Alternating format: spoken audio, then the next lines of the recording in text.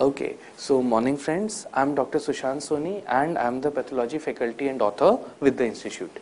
Now, starting with Grand Test 180 pathology questions, starting with question number 120.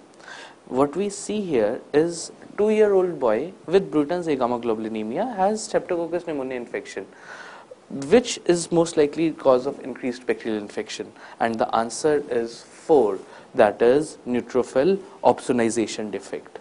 See, question 120, the answer is D, that is Bruton's agammaglobulinemia causes neutrophil opsonization defects.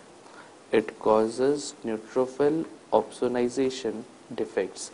See, this was a good question because to answer this question, first you needed to know what is Bruton's X-linked agammaglobulinemia. So Bruton's X-linked agammaglobulinemia. Bruton's X-linked agammaglobulinemia. The name tells you everything. It is X-linked in nature, so it is an inheritance pattern, X-linked recessive. Next point, agammaglobulinemia. So there is failure of pre-B cells. So there is failure of maturation of B cells. First point, there is failure of maturation of B cells. As a result, agammaglobulinemia is occurring. Which is the most mature B cell? Plasma cell. So there is failure of pre-B cells. There is failure of pre-B cells to mature into the plasma cells. There is failure of pre-B cells to mature into plasma cells. As a result, it is associated with agammaglobulinemia. Next point, if there is this failure, there would be a deficiency of IgG antibody also, because it is the plasma cells which is producing all the antibodies. And what was IgG? Remember, it is an opsonization agent. Which were the main opsonization agents? Which complement factor? C3b, Fc fragment of IgG, CRP, fibrinogen and mannose. There were 5 opsonization agents. Because of deficiency of IgG, it is a neutrophil opsonization defect. This was a nice question. Next, this gets us to next one, that is question 121. Negative staining with CD3 is seen in. CD3 is a T cell marker. All of us know that. Pan T cell marker, cytoplasmic expression of CD3. What do we mean by cytoplasmic expression of CD3? T cells mature in the thymus. So in the thymus, we first have the most immature T cells and then they mature. The first expression of CD3 comes in the cytoplasm and gradually it goes to the surface. So pan T cell marker, cytoplasmic CD3. Now in this question, the options are negative staining with CD3 is seen in, meaning CD3 is absent in B cell lymphomas because CD3 is a T cell marker. Even if you do not know that they are seen in NK cell lymphoma, and the fourth option was lymphomatoid granulomatosis, even if you do not know that, you know that B cells are CD3 negative. So question 121, the answer is A, that is B cell lymphomas. But you will not be knowing everything about a particular question, but you can rule out other options and come to the right answer. So this tells you that CD3 positivity is associated with T cell lymphomas, NK cell lymphomas and lymphomatoid granulomatosis. Next, this gets us to a next question, that is 122. Now coming to question number 122, just a sec. This is I guess a slightly heavy file, so just a sec bache. This gets us to question 122. Now what we see here is an image. Which of the following histopathological feature is shown? Now the minute you see this image, you are able to make out the presence of these pink colored structures in the lamina propria. This we have discussed numerous times. This is the classical image of Pass positive macrophages in lamina propria. So question 122, the answer is C. Question 122, the answer is C, that is Pass positive macrophages. Pass positive macrophages in lamina propria. In lamina propria, and the diagnosis in that image was Whipple's disease. This question has been asked repeatedly. First point, Whipple's has a diagnostic biopsy. And what is the diagnostic feature of Whipple's? It shows the presence of Pass positive granules, Pass positive diastase resistant granules. Where? In macrophages. I am adding one word, Pass positive diastase resistant granules. Where? In macrophages. And the most common location of these macrophages is lamina propria. Next point, Whipple's disease. This occurs because of infection by an actinomycete. Whipple's, it occurs because of infection by an actinomycete, that is Trophirema whippleri. It occurs because of infection by an actinomycete, that is Trophirema whippleri. Next, this gets us to our next question, that is 123. Now, before I go to this question, which are the diseases with a diagnostic biopsy? Which all diseases have a diagnostic biopsy? They are Whipple's disease, A beta lipoproteinemia, MAC, Mycobacterium avium complex, that is TB, Hirschsprung's disease, intestinal lymphoma, lymphangiectasia, and amyloidosis. This list of diseases, let me write it for you. This list of diseases with a diagnostic biopsy again has to be remembered. Diagnostic biopsy in GIT. They are Whipple's disease. Whipple's, we have already seen this. Whipple's disease, A beta lipoproteinemia. Whipple's, A beta lipoproteinemia. MAC, Mycobacterium avium complex. MAC, that is TB. Next, Hirschsprung's disease. Hirschsprung's disease. Which stain do we use for Hirschsprung's? Acetylcholinesterase. Hirschsprung's disease, intestinal lymphoma, intestinal lymphoma, intestinal lymphangiectasia, intestinal lymphangiectasia, and amyloidosis. And amyloidosis. These are the diseases with a diagnostic biopsy. Has to be remembered. Has to be remembered. Next, this gets us to our next question, that is question 123. Now, before I go further, I am very satisfied with this paper. This is a very balanced paper, bache, in the sense that May Aims is right around the corner. This 1st March, it's almost 1st March, and May Aims is just around the corner. And this is the sort of paper that we'll expect in pathology with respect to Aims. Now, this gets us to question 123, which is the function of fibronectin in extracellular matrix. The name tells you fibronectin is responsible for adhesion, that is option 4, adhesion and cell attachment. Question 123, the answer is D, that is adhesion. Fibronectin, it is responsible for adhesion and cell attachment. Adhesion and cell attachment. Now, let us have a look at this in slight more detail. What is fibronectin? Fibronectin, it is an adhesive glycoprotein. Fibronectin, this is an adhesive glycoprotein. Adhesive glycoprotein.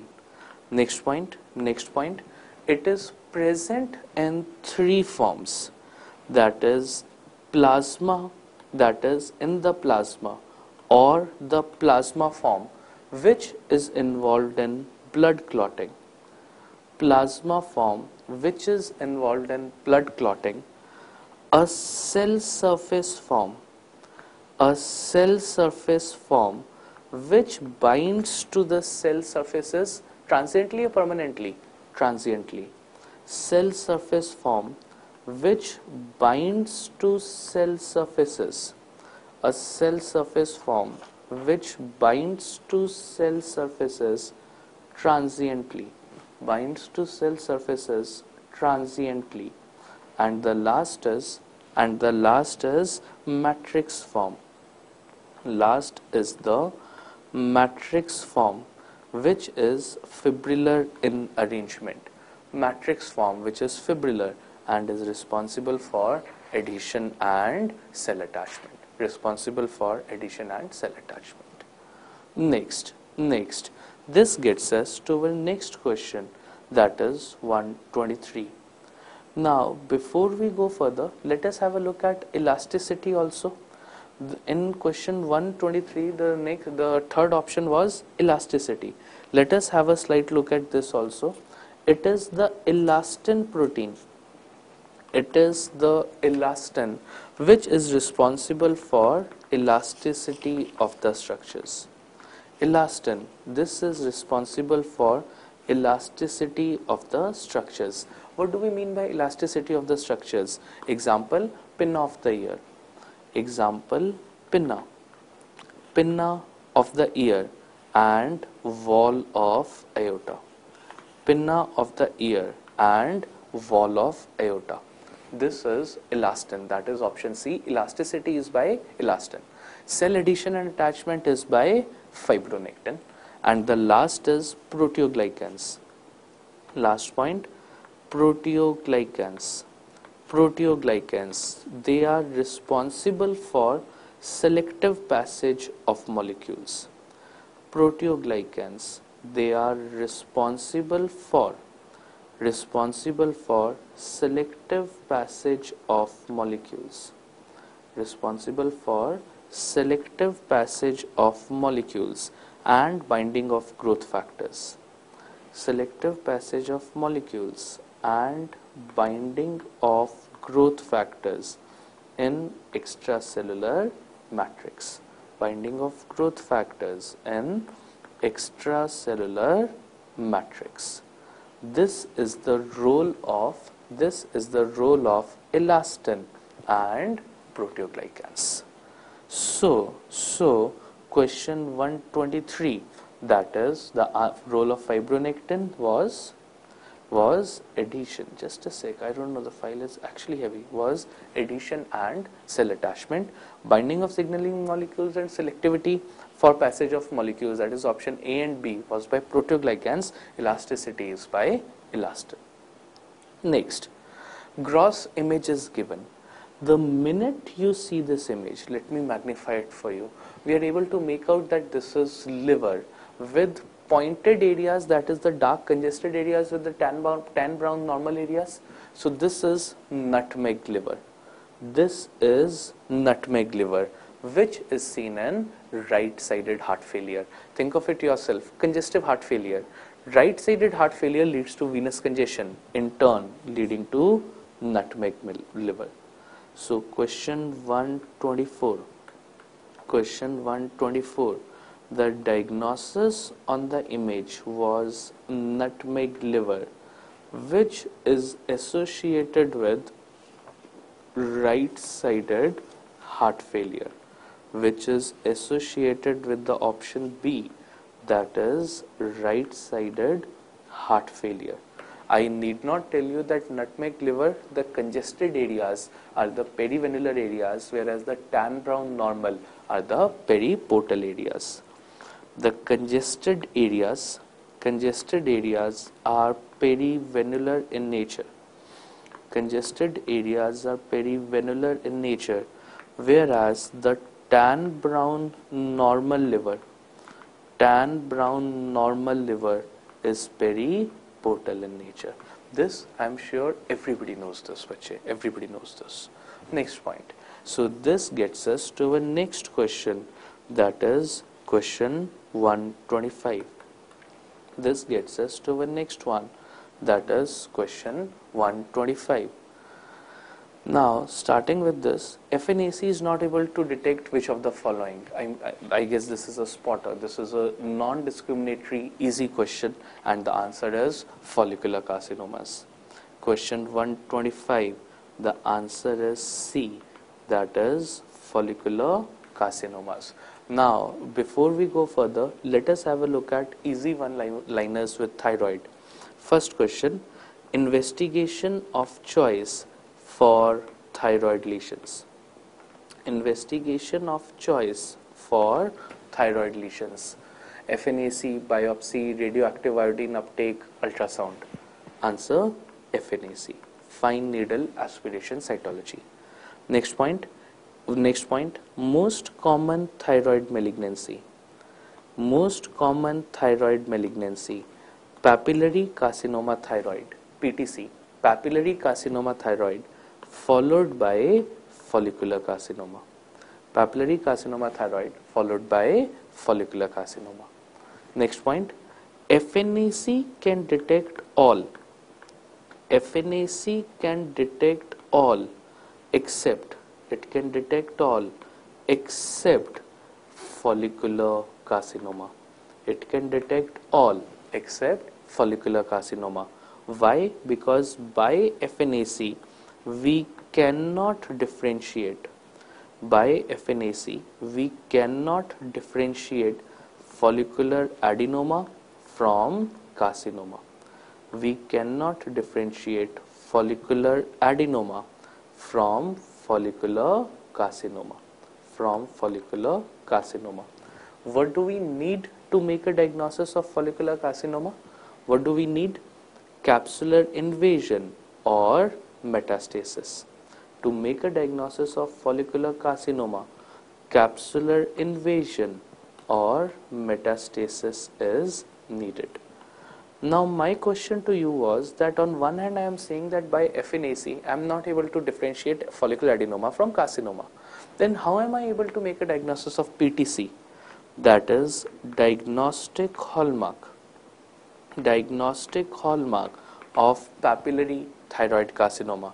Diagnostic hallmark. Answer, microscopically it shows Semoma bodies also. But is Semoma body the diagnostic hallmark? Nahi bache. Semoma bodies are seen in numerous tumors other than PTC also. So the diagnostic hallmark of PTC is orphan annii nucleus. Diagnostic hallmark, orphan annii nucleus. It is a large nucleus, large clear nucleus with prominent nucleoli. Orphan annii nucleus, large clear nucleus with prominent nucleoli. This is PTC. Next, so this gets us to our next question, that is question number 126. This gets us to our next one, 126. Now starting with the question number, all are examples of warm type of autoimmune hemolytic anemia except the classical infection associated with cold type. You very well know that autoimmune hemolytic anemia is of two types, warm type, cold type. Warm type, which antibody? IgG, versus cold, which is IgM. Let me write it for you. You very well know that autoimmune hemolytic anemia, AIHA, is of two types, warm and cold type. Warm type and cold type. Which is the classical antibody in the warm type? IgG, versus the cold type, which is IgM.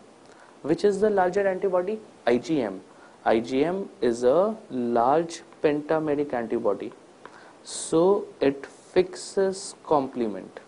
This is a large pentameric antibody, so it fixes complement, versus IgG, which may or may not fix complement. Next point, site of hemolysis. Worm type, the most common site of hemolysis is extravascular hemolysis and spleen of the patient. Versus cold type, and we are just doing the highlighted important points in this, versus cold type, which has both intravascular and extravascular hemolysis, but more common is extravascular hemolysis in liver of the patient. More common is extravascular in liver.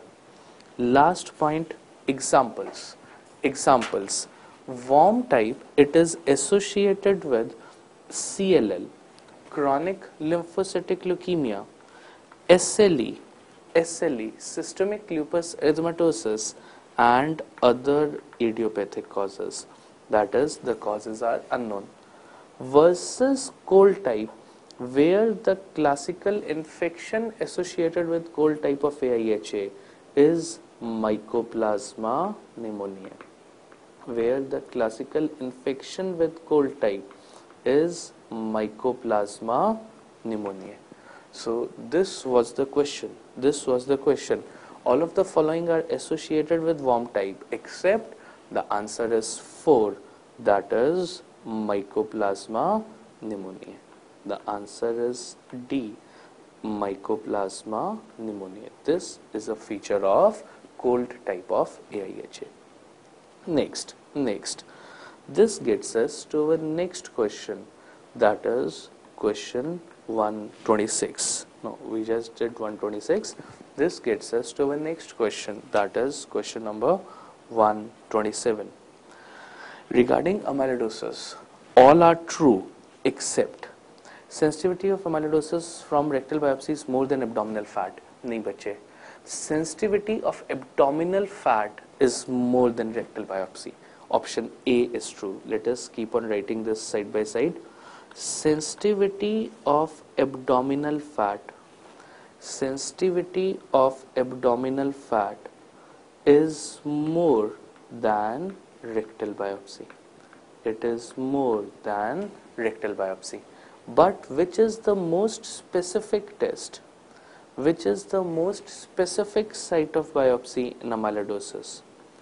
Most specific site of biopsy in amyloidosis is the rectal biopsy. Most specific site of biopsy is the rectal biopsy. So differentiate between the two. Sensitivity, abdominal fat; specificity, rectal biopsy. Next. Scintigraphy with radiolabeled serum A shows birefringence. Apple green birefringence under polarized light is with polarizing microscope, not scintigraphy. Inactivated factor 10 leads on to coagulation disorders. Nahi bache. Option 3, factor 10 is inactivated, it will lead to bleeding disorders, not coagulation disorders. Think of it yourself. If factor 10 is getting inactivated, it will not lead to coagulation, it will lead to bleeding disorders. Next, so all are false except the answer is D, that is mutant transthyretin is seen in senile familial amyloidotic neuropathies. So the answer to question 127 is D. I am not writing the full statement, but the answer is D. Next point. This gets us to next question, that is question 128. Question number 128.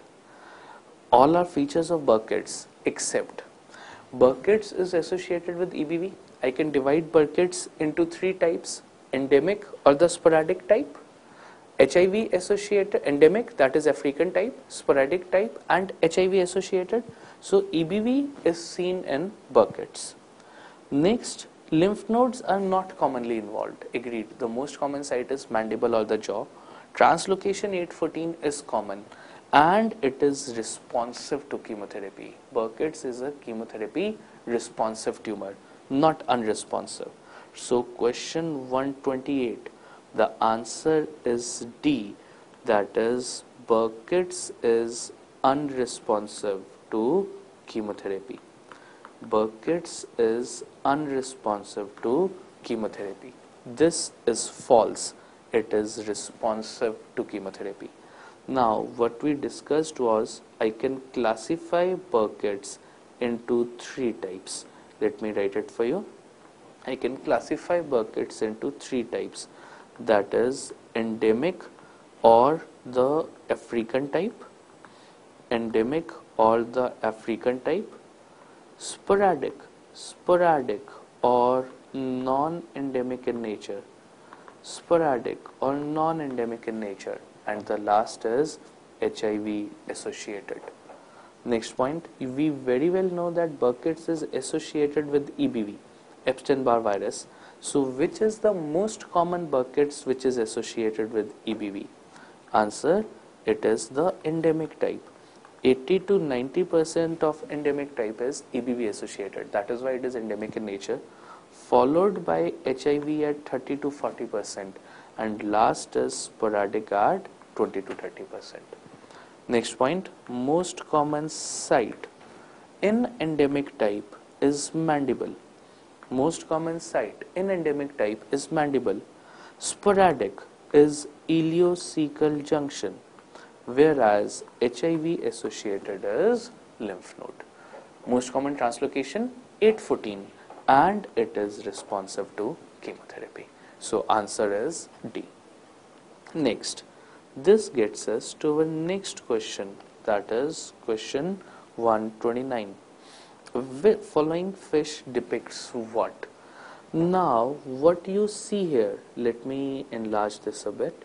What you see here is the presence of red dots and green dots. That is normal. There should be 2 red, 2 green. Forget 2. There should just be red and green color. 2 red, 2 green, which is normal. But here you are having, look at the arrow which I am showing, you are getting the presence of a third, that is a yellow color also. This shows that translocation has taken place. So question 129, the answer is C, that is translocation. Question 129, बच्चे simple fund है, there should be 2 red and 2 green. In case a third color is coming by fish, it means it is a translocation. Next point, this gets us to question 130. Question 130. Which of the following is not a minor criteria for multiple myeloma? Lytic bone lesions M spike and plasmacytosis more than 20% are. Which is the major criteria? Plasmacytoma on tissue biopsy. Question 130.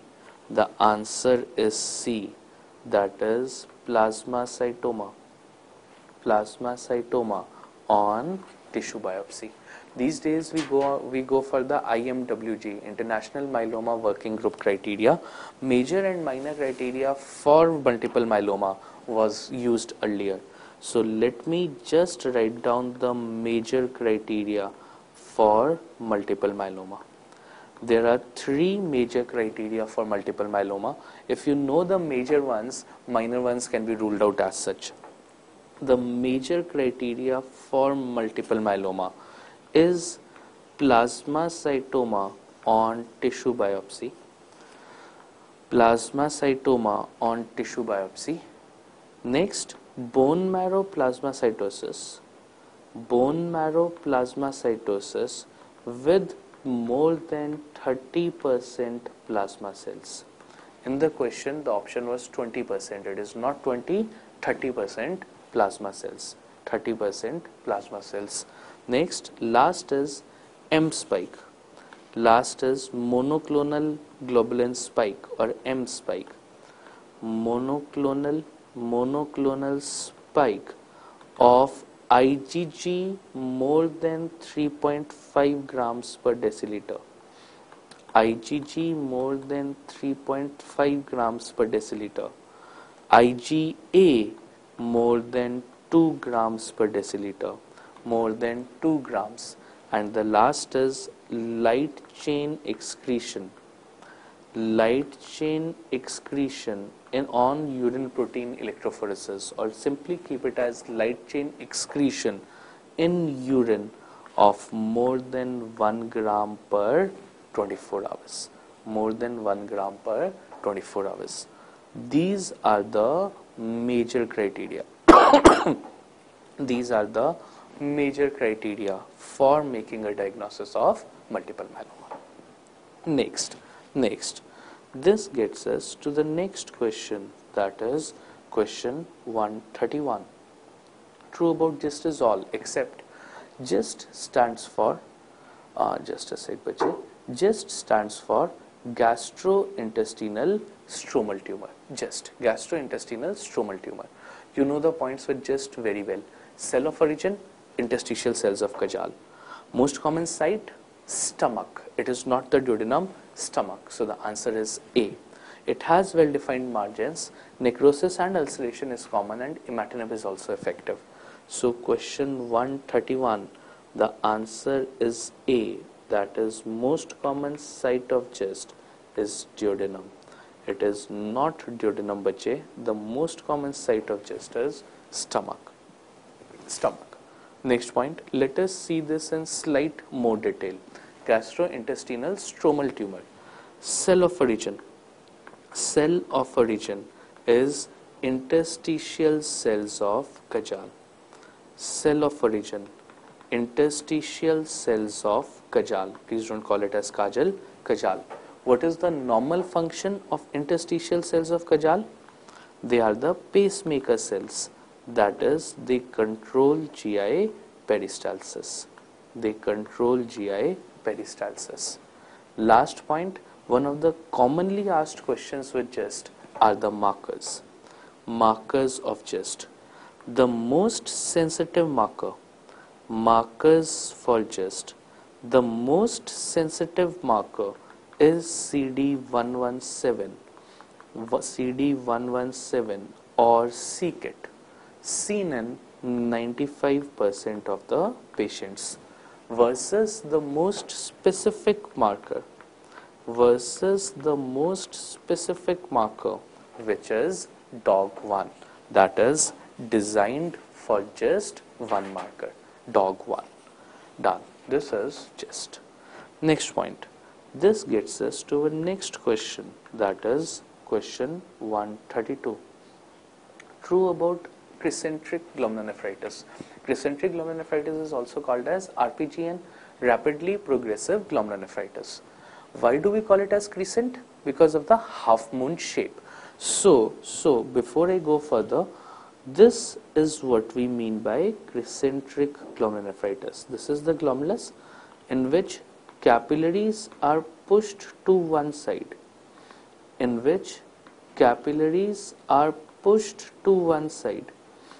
They are pushed to one side with presence of crescent on the outside.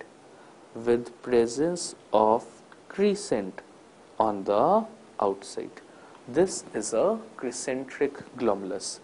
This crescent can be of two types. It can be fibrous or cellular. Third type is fibrocellular. This is a crescent. Now let us come to the question. True is development of renal failure in years. Nahi bache, it is called as RPGN, rapidly progressive glomerulonephritis. It is not in years but in months. Extensive extracapillary glomerulonephritis is the pathologic hallmark. This is true. Extracapillary glomerulonephritis is occurring, it leads to crescent formation. Never occurs with systemic vasculitis. Nahi. One of the most common causes of RPGN is systemic vasculitis, called as IgA nephropathy. No, that is Buerger's disease. So question 132, the answer is B. That is extensive extracapillary glomerulonephritis. That is extensive extracapillary glomerulonephritis is pathological hallmark. This is true. Next, this gets us to the next question, that is question 133. Important feature about nisidioblastosis. Nisidioblastosis is associated with insulin secretion, so it is associated with hypoglycemia. I am sure you will do this in much more detail in medicine, endocrine. It is associated with hypoglycemia. Let us just have a look at few important points with nisidioblastosis. Nisidioblastosis, nisidioblastosis, Nesidio, nisidioblastosis. This, especially in infants and children, has fasting endogenous hypoglycemia. It has fasting endogenous hyperinsulinemic hyperinsulinemic means insulin secretion is increased in fasting endogenous hyperinsulinemic hypoglycemia, which is more common in infants and young adults, which is more commonly seen in infants and young adults. First point. This is one of the most important points with nisidioblastosis. Next point. It is associated with microscopically. It is associated with diffuse islet involvement. That is, in the pancreas there is diffuse involvement of the islets with beta cell hypertrophy. This is nisidioblastosis. So it is associated with hypoglycemia. Next point. This gets us to question 134. Now what we see in this is 30 male, lower extremities aggravated by walking, cigarette smoking. It is classically given as a history of cigarette smoking. So which vasculitis is associated with cigarette smoking? Buerger's disease. And which HLA is associated with Buerger's? HLA B5. So question 134, the answer is A, that is HLA B5. I am not going to make a table of all the diseases associated with HLA again. We have done them numerous times extensively. Just in this case, the diagnosis was Buerger's disease. Which vasculitis is classically associated with smoking? Buerger's disease, which is associated with HLA B5.